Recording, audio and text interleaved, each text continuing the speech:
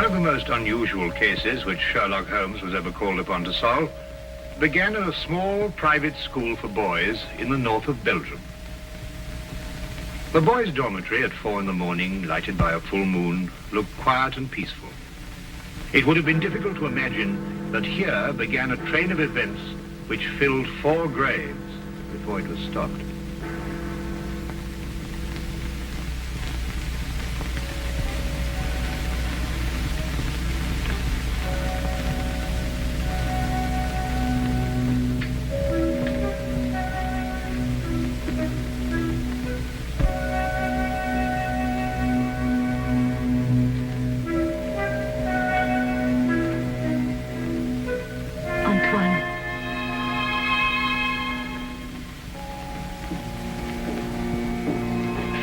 Antoine.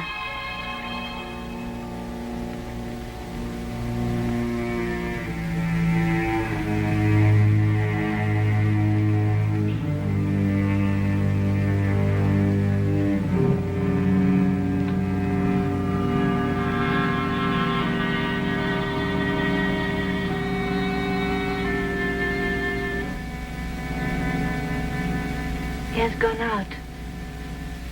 Didn't you try to stop him? I called his name. Either he did not hear or pretended not to. I was afraid to startle him.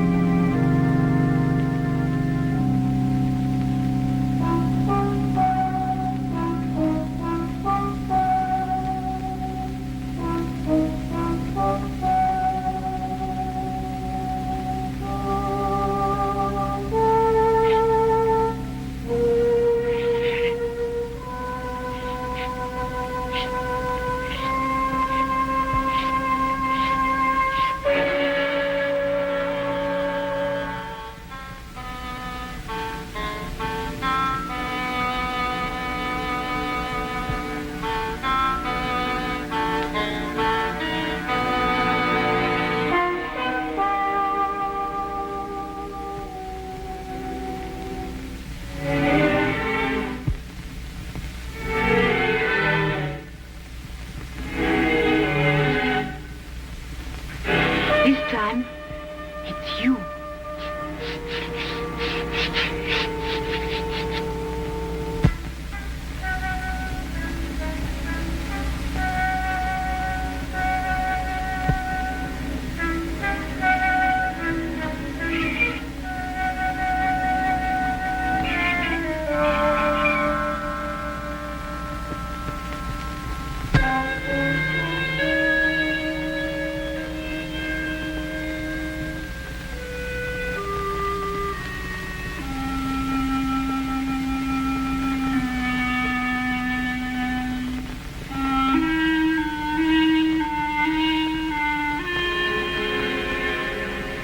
Monsieur Caron, is there nothing wrong? No. Nothing, Antoine. Go back to sleep. What are you going to do? The police? It will be the end of my career. We'll have to close the school. Send the boy away? Would that stop it? I suppose not. It's horrible. 3 deaths in 3 months. Each one foretold by the writing on the church steps. I still think the police... No. But your own life. I've never felt in better health.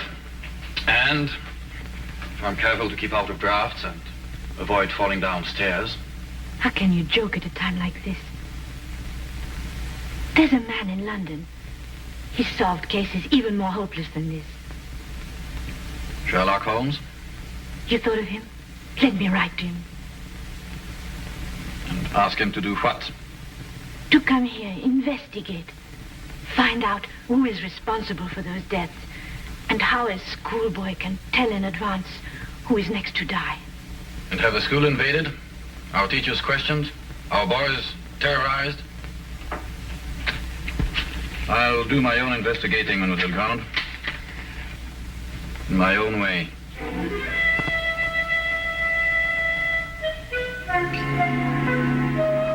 Some weeks later, a letter arrived at Baker Street. Holmes read it over once to himself and then aloud to me.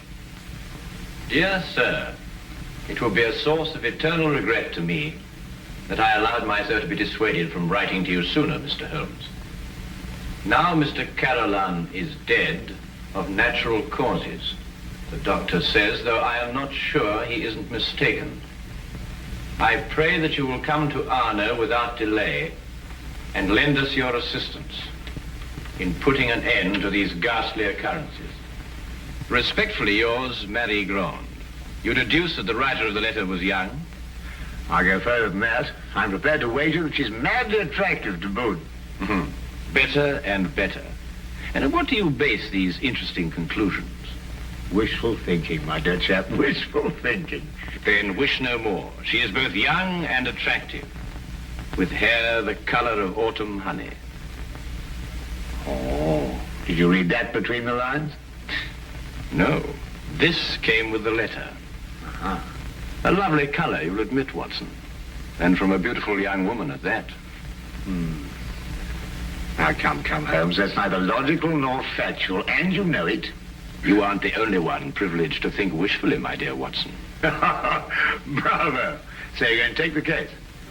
Yes, and if you pack for us both, I'll arrange for tickets. The boat train took us to Dover. By mid-morning the following day, Holmes and I were sitting in the headmaster's study at the Arno School in the presence of Mademoiselle Marie Grande, who was indeed extremely attractive, with hair the exact shade of autumn honey.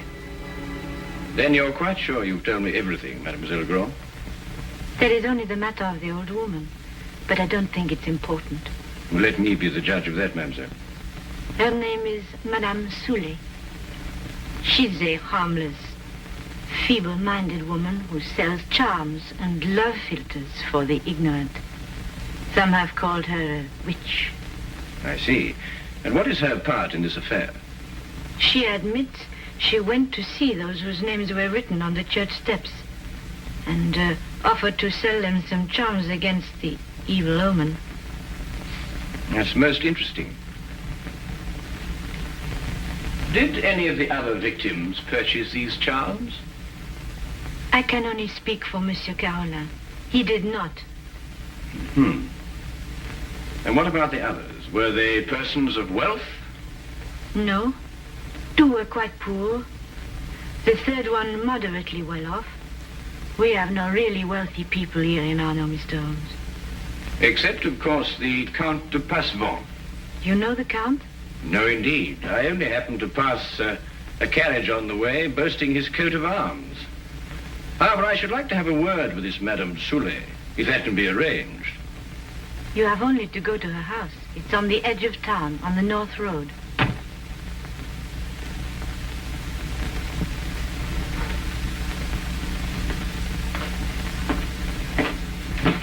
Monsieur Manelli, this is Monsieur Holmes and his friend Dr. Watson. Monsieur Manelli, our new headmaster. How do you do? How do you do? Now that you're here, Mr. Holmes, we have hopes at last of getting to the bottom of this terrible affair. Thank you, sir. I can only hope to do my best. Mademoiselle Grande has given you all the facts? All the facts at her command. Perhaps you can supply some additional ones. I am sorry, no. Mademoiselle Grande was the favorite member of the faculty here. She had Monsieur Carolin's confidence, not I. I see. And now that I've had the honor of meeting you gentlemen, I hope you will forgive me if I go to meet my class. But certainly. By the way, mademoiselle, Dr. Dimanche is waiting in the vestibule. Did you send for him? Yes, I did. I'll go and fetch him. I'll be back directly.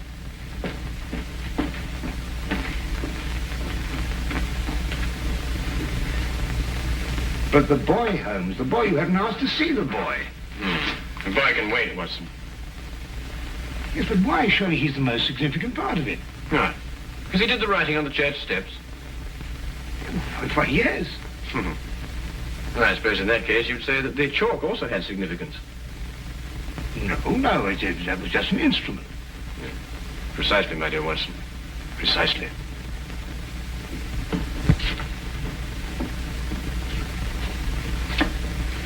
Mr. Holmes, this is Dr. Dimanche. Mr. Holmes and Dr. Watson. Delighted. How do you do, Doctor? Always happy to meet a colleague. Thank you, so am I. I hope I haven't kept you waiting. I came as soon as I got Mademoiselle's message. Won't you sit down? Thank you. Mademoiselle Graham tells me that you're the physician who attended Monsieur Carolan shortly before he died. Yes. My last examination of him gave me no hint of what was coming. I see, and yet you're positive he died of natural causes. There is no doubt about it. I believe 3 other persons died recently in Arno, shortly after their names appeared on the church steps. Did you attend them also? Arno is a small town. I'm fortunate or unfortunate enough to be the only doctor here. Previous to your present fortune, or misfortune, you practiced in Paris, I understand. I see Mademoiselle Grand has briefed you well. I told nothing of your past, Doctor. Then how do you know? Well, you dress with the flair of a Parisian. If you've been living here any length of time, I should imagine you would have acquired a more homespun costume. I might have ordered these from Paris. On the income of a country physician. What do you think, Dr. Watson? Hardly likely, Holmes. Capital, Mr. Holmes. Your powers of deduction have not been overrated. But you didn't ask me here to discuss my clothes or my income. How can I help you? Dr. Dimanche, of what exactly did Monsieur Carolan die? Heart failure. Were you carried out a post-mortem? There's no need. The signs were obvious. I see. And you saw nothing suspicious, either in the case of Monsieur Carolan or of the other victims? Not one thing, Mr. Holmes. That's interesting. Perhaps you'd care to put forward a theory of your own as to the connection between the prophecies and the deaths. I have no theory. The explanation lies either in the most extraordinary combination of coincidences or in some sort of prevision on the part of the boy, Antoine. Do you believe in prevision or telepathy? Years ago, my professor at Salpêtrière did suggest there might be something in it. For myself, I don't know. I neither affirm nor deny. Then I believe you can tell me nothing more for the present, Dr. Dimanche.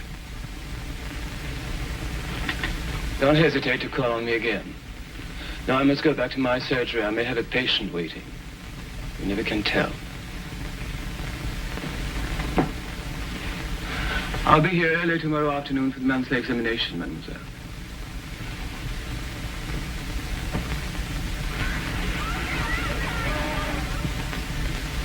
Dr. Dimanche examines your pupils every month, then, mademoiselle? Yes. The health of our pupils is of the greatest concern to us. And so it should be, Mademoiselle Grand. And so it should be. It's an extraordinary thing, the odd and assorted illnesses that crop up in a boys' school. Vous devez les mettre en place à cette heure au lieu de courir dans les couloirs. Allez maintenant. That is he. So that's the boy who on 4 separate occasions was able to foretell the death of a citizen of Arno. Well, there must be some logical explanation for it. There is, Watson, there is. Holmes, do you know how it was done? Yes, that part was simple. Our main difficulty will come when we try to prevent the 5th murder.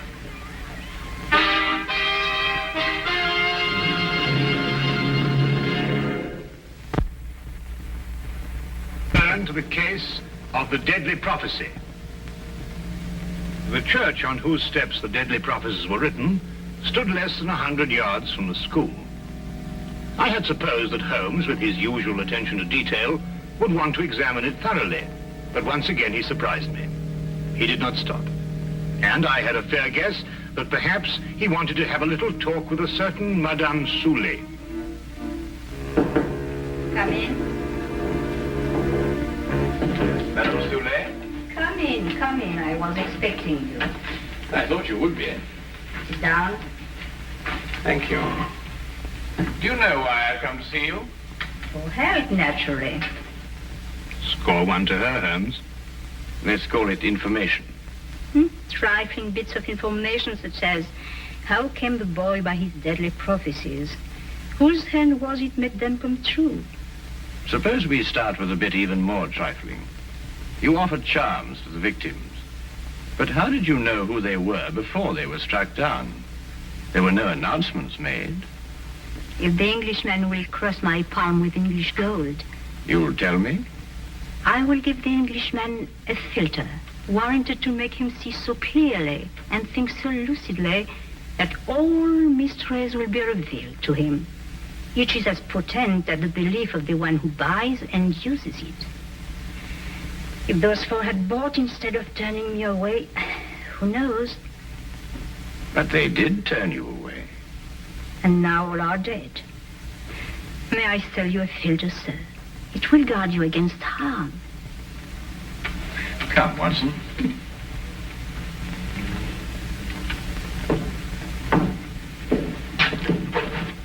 Good day, Madame Soulet. You are a wise man. You say little and listen well. Good day to you, sir.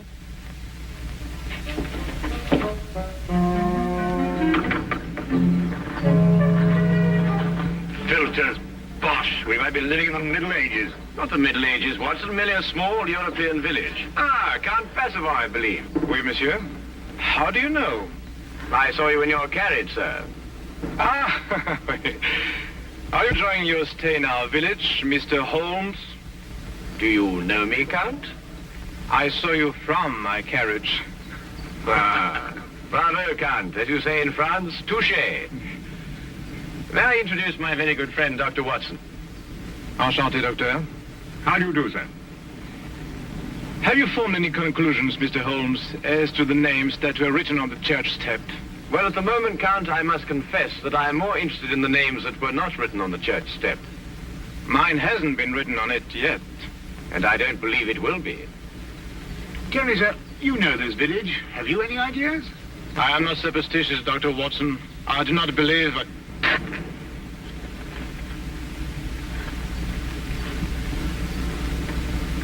You're not superstitious, Count? Madame Soulet's filter at least can do no harm. Good day, monsieur. Good day. There were a few points about this case which Holmes thought could best be cleared up in Paris. He had asked me to go alone as the following night there would be a full moon, and he wanted to stay in Arno to be on hand just in case.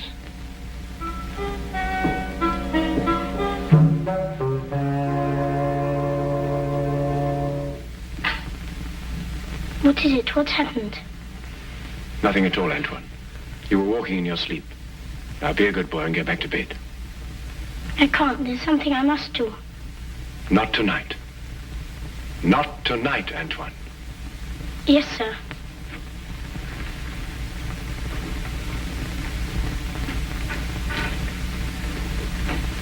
What does it mean?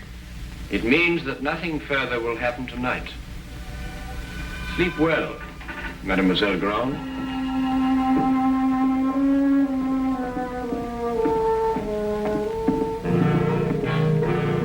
The carriage came to fetch me at the station. Later, I found Holmes at the school.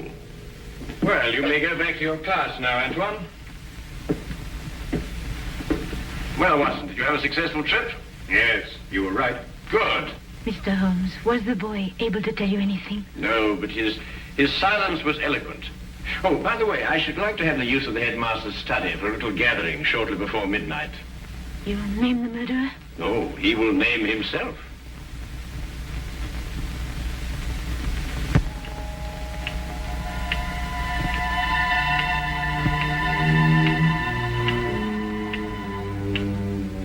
It's almost midnight, Mr. Holmes. Must we wait much longer? Ah, good evening, Count. I think you all know Count Parsifal. Count, you met Dr. Watson in front of Madame Soulet's cottage. Would you be so good as to take that chair, Count? I expect you're all wondering why you've been invited here at such a late hour this evening. Well, we are concerned with the murder of Monsieur Carillon and of 3 other citizens of Arno before him. Mr. Holmes are sure they died natural death. I happen to believe that they were murdered. Now, the question is, with what motive? Profit? But these were ordinary people of modest means. The murderer could scarcely hope to enrich himself at the cost of their lives.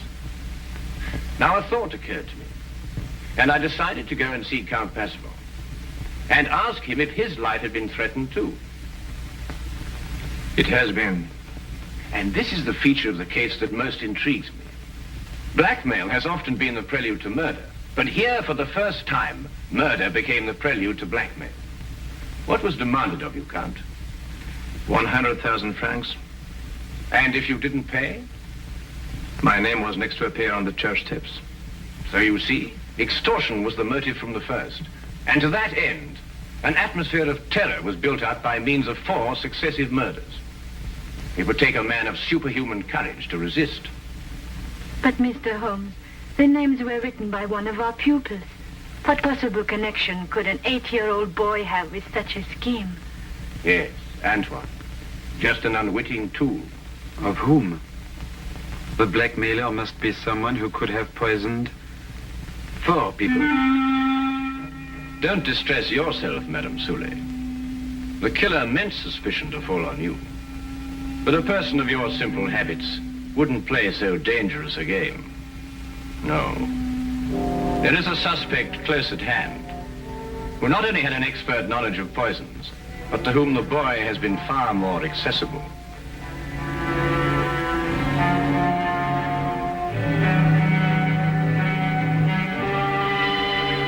Accessible regularly once a month.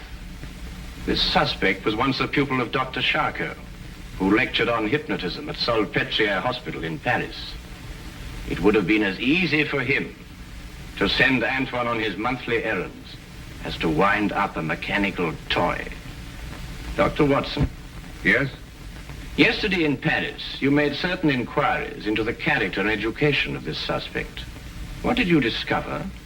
I discovered that he was a spendthrift and a wastrel who had quit Paris in order to escape his creditors. It's a lie. Calm yourself, Dr. Dimanche. I, too, have dabbled in hypnotism. This morning, Antoine and I had a little talk.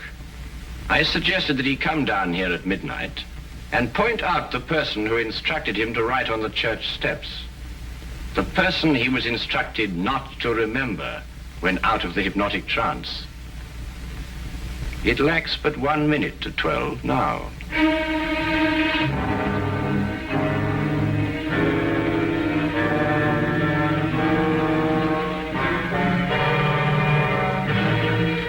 Stay where you are, all of you. Don't be a fool, Doctor.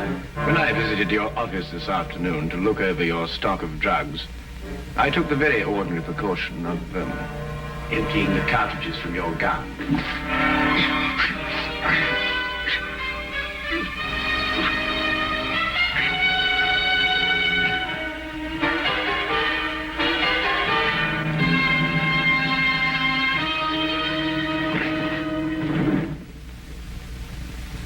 Should we wait for the boy to make the identification, Mr. Holmes?